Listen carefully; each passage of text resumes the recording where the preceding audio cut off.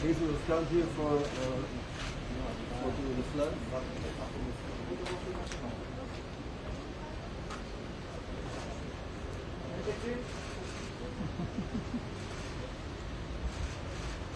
Aujourd'hui, je suis revenu à Jérusalem parce que je crois que s'est ouverte une perspective pour mettre fin à la tragédie dans laquelle Israéliens, Palestiniens et la région tout entière sont plongés depuis ce 7 octobre.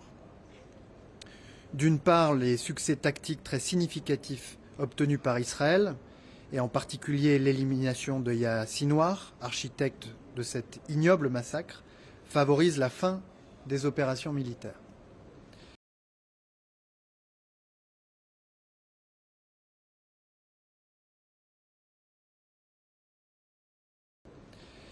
D'autre part, un nouveau président américain a été élu. Il n'a jamais fait mystère de sa volonté d'en finir avec les guerres interminables au Moyen-Orient. Les conditions me semblent donc réunies pour aller, dans les semaines qui viennent, vers une solution diplomatique au conflit en cours. Car la force seule ne peut suffire à garantir la sécurité d'Israël, et encore moins celle de la région, que ces guerres ont amené au bord de l'abîme. Les succès militaires ne sauraient se substituer à une perspective politique. C'est la position de la France, c'est la position du président de la République.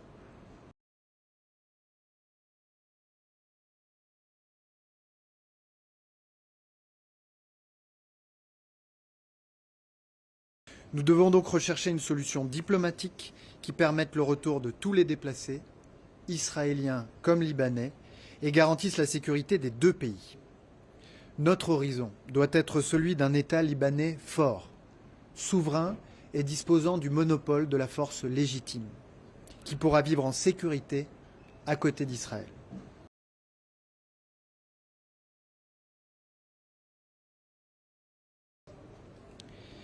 Il est temps d'aller vers un accord qui permette la libération de tous les otages, le cessez-le-feu et l'entrée massive d'aide humanitaire à Gaza, et de préparer le jour d'après.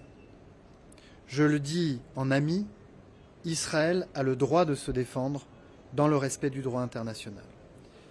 Mais la poursuite des bombardements à Gaza Nord contre des populations et des infrastructures civiles, les restrictions à l'accès de l'aide humanitaire, les violences des colons extrémistes en Cisjordanie, l'accentuation rapide de la colonisation, l'affaiblissement de l'autorité palestinienne, la délégitimation des Nations Unies et de leurs principales agences sur le terrain sont non seulement contraires à tous les principes du droit international, mais aussi aux intérêts et à la sécurité d'Israël.